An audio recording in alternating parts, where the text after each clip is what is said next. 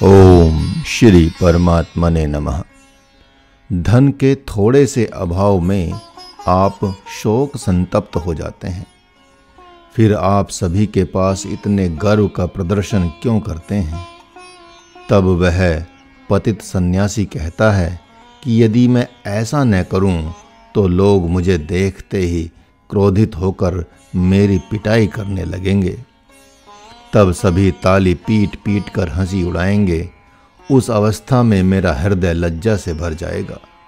वे व्यंग में कहेंगे कि हे सन्यासी बाबा, अब आप जंगल में कब जाएंगे?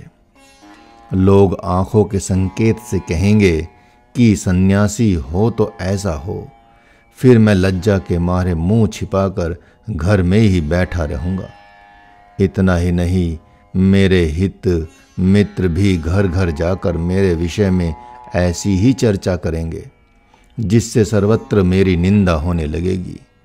तब तो मैं न घर में रह पाऊंगा न जंगल में, अपितु कलंक न सहन कर पाने से मर ही जाऊंगा। हे निष्पाप अर्जुन, उसी प्रकार चोर और जुआरी भी दिन रात शोक संतप्त रहते हैं, किंतु वे भी सभी को उपदेश देने में चूकते नहीं हैं। जो रावण की तरह अपहरण करने वाले होते हैं, वे भी इतने शोक संतप्त रहते हैं कि उन्हें रात्रि में नींद नहीं आती, किंतु दिन में पंडित और स्वामी बने रहते हैं। पुत्र से विरोध के कारण हिरण्यकश्यपु दिन रात शोक संताप में ही रहता था। पल भर के लिए भी उसे शांति नहीं मिलती थी, किंतु आसुरी पिता के मरने पर प्रहलाद को अंश मात्र भी शोक नहीं हुआ, बल्कि भगवान से मुक्ति का वरदान प्राप्त कर अति आनंदित हो गए। वैसे ही धृतराष्ट्र जैसा राजा भी शोक संताप करता रहता है, जिसका मोह उसी का काल बन जाता है। वह यह कि उसका पूर्वकृत पाप ही पुत्र बनकर आ जाता है, जो महाकाल बनकर संपूर्ण वंश का भक्षण कर जाता है। ऋषिवर सनत सुजात भी धृतराष्ट्र के यहाँ आकर बहुत से दोषों को दर्शाते हुए उनसे बोले, हे राजन, शोक करने योग्य तो अकारण ही क्रोध करने वाला अति कामी, लोभी और मूर्ख ही होता है। वैसे ही जो मनुष्य ईर्ष्यालु, निंदा करने वाला, पाप की राशि, गुणों में दोष देखने वाला, लोलुप, क्रूर, कृपण, कटु वचन बोलने वाला, अपनी प्रशंसा करने वाला, झूठी गवाही देने वाला है, वही पुरुष मन में शोक संताप करता रहता है। हे नरेश, ये सभी दोष दुर्योधन में विद्यमान हैं। इस प्रकार मुनिवर सनत सुजात ने नाना प्रकार से दोषों का वर्णन करते हुए कहा, हे राजन, आपके मन में जब इन दोषों में से एक भी नहीं है, फिर आप क्षुब्ध क्यों होते हैं? भगवान ने फिर कहा, हे अर्जुन, पितामह भीष्म और गुरुवर द्रोण दोनों ही स्वार्थी नहीं अपितु परमार्थी जीव हैं, जिनके कारण अधर्म की आशंका से तुम मन में अत्यंत भयभीत होने से युद्ध नहीं कर रहे हो। हे प्रिय, वे दोनों स्वयं इस युद्ध को चाह रहे हैं, क्योंकि ये दुष्ट दुर्योधन की अनीति से व्याकुल हो गए हैं। आचार्य द्रोण अपने पुत्र अश्वत्थामा को तथा पितामह धृतराष्ट्र को पृथ्वी का भार समझ रहे हैं, परंतु इस बात को सबके सामने प्रकट नहीं करते। तुम्हारा गुरु पुत्र अश्वत्थामा दुर्योधन का साथ नहीं छोड़ रहा है, इसलिए आचार्य द्रोण घोर पश्चाताप कर रहे हैं। यद्यपि तुम्हारी कृपा से ही वह राजा बना हुआ है और महाराज द्रुपद का मुकुट इसके मस्तक पर शोभायमान हो रहा है, फिर भी उसके मन में असुरता छा गई है। आचार्य द्रोण उसे समझाते समझाते हार गए हैं, अतः अब युद्ध में उसका वध कराकर स्वयं मृत्यु को प्राप्त होंगे तथा उसी के साथ स्वर्ग चले जाएंगे। वैसे ही पितामह भीष्म भी मन में ग्लानि से भर गए हैं कि उनके रहते ही धर्म का कुठाराघात हुआ है। उधर पिता को दिया हुआ वचन है, तो इधर राजा धृतराष्ट्र की आज्ञा को त्याग नहीं सकते हैं, अतः उनका किसी भी प्रकार बच पाना संभव नहीं है।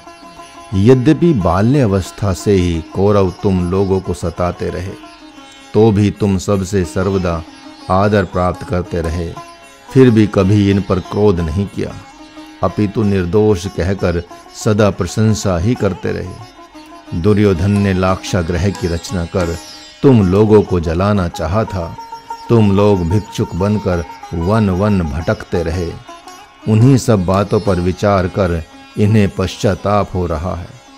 इन्होंने अपनी आंखों से अपनी वधू का चीरहरण होते देखा है।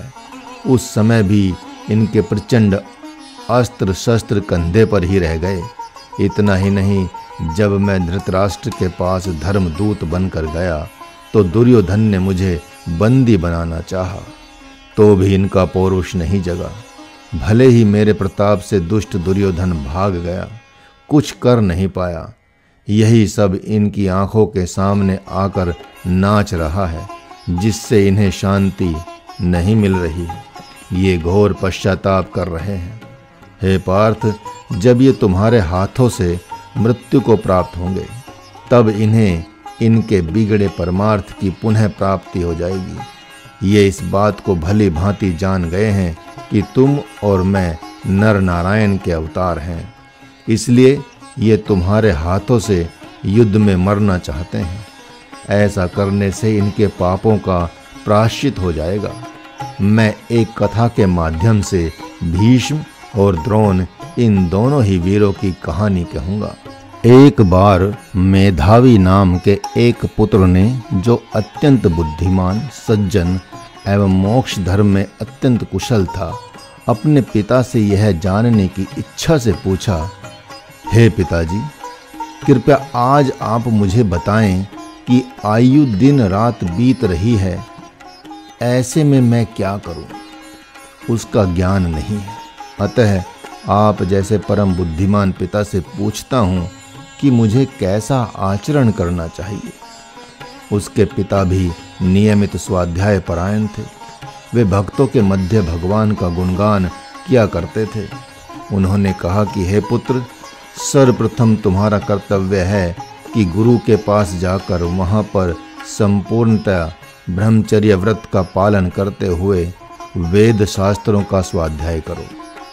फिर गृहस्थाश्रम में आकर किसी सुयोग्य कन्या का पाणी ग्रहण करके घर लाओ और उसके पितरों के कल्याण के लिए धर्मात्मा पुत्र की प्राप्ति करो, जो देवताओं एवं पितरों को हव्य एवं कव्य से संतुष्ट करे।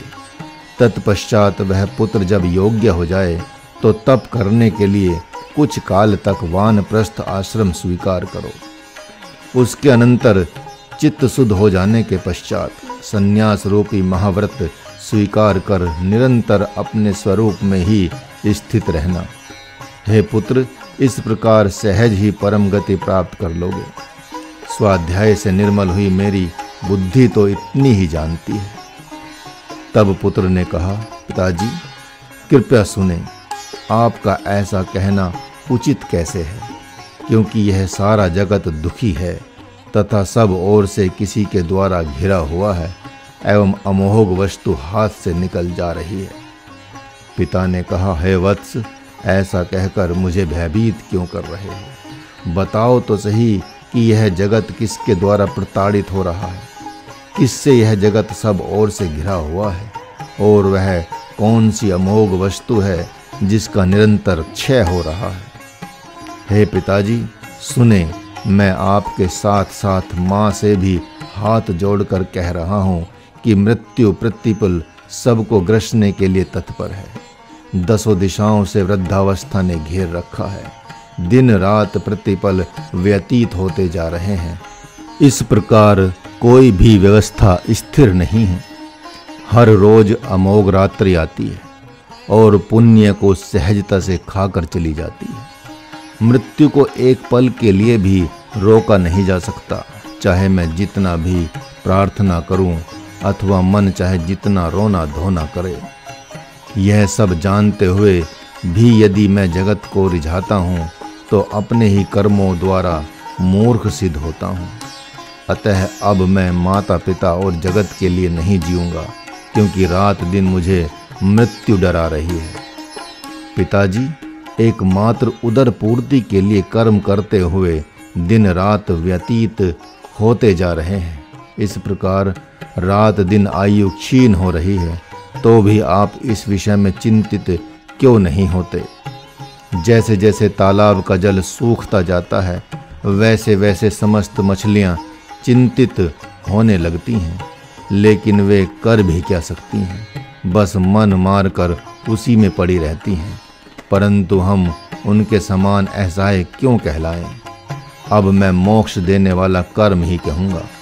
पता नहीं मृत्यु कब आक्रमण कर दे, ऐसा सोचकर मैं हृदय से अति भयभीत हूँ। वह जब आती है तो यह नहीं देखती कि आपका कार्य पूरा हुआ या अधूरा है, चाहे जब प्राण लेकर ही मानती है। मृत्यु बालक, वृद्ध अथवा युवक का विचार नहीं करती, अपितु जीव के आयु की प्रतिपल गणना करती रहती है। वह पापनी किसी से भी भयभीत नहीं होती, मात्र भ्रम के मारने से मरती है।